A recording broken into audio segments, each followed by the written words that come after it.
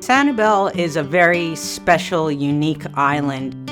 People come from all over the world to Sanibel because of our pristine beaches, because of the friendliness of the island. The community is set apart by a long bridge to the mainland. And so it's really kind of a trek to get off the island and come back. VCA Sanibel Animal Hospital is a very important part of the community here. Originally, Dr. Dave and I owned the previous practice, which was Coral Veterinary Clinic, and he decided he wanted to retire, if you can imagine that.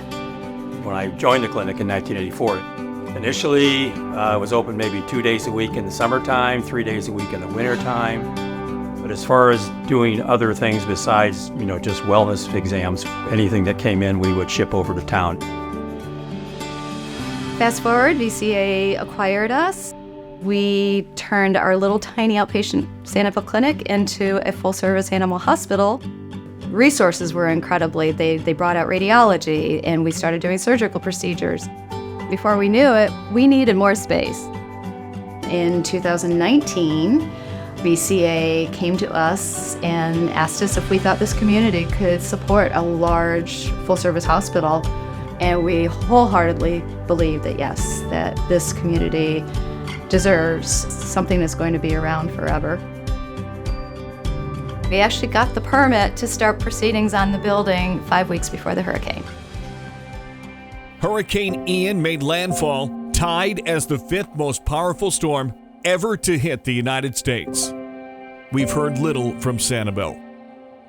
I remember watching that hurricane, and I said, holy moly, that's the eye of the storm passing right over Sanibel.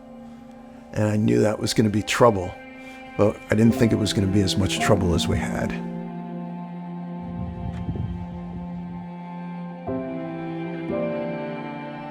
I think the shell shock of the next morning is what really took everyone by surprise. We used palm fronds to go ahead and early in the morning the next day to go ahead and get a helicopter to see us. They took us and our dogs and lifted us off of the island into safety. It's something that we'll never forget.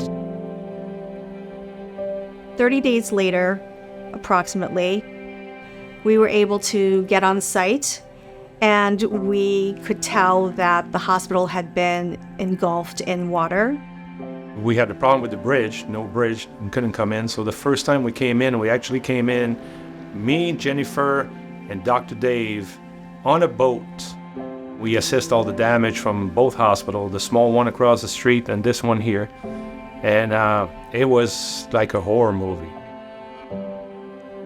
After the storm, we all knew that there would be no stopping us.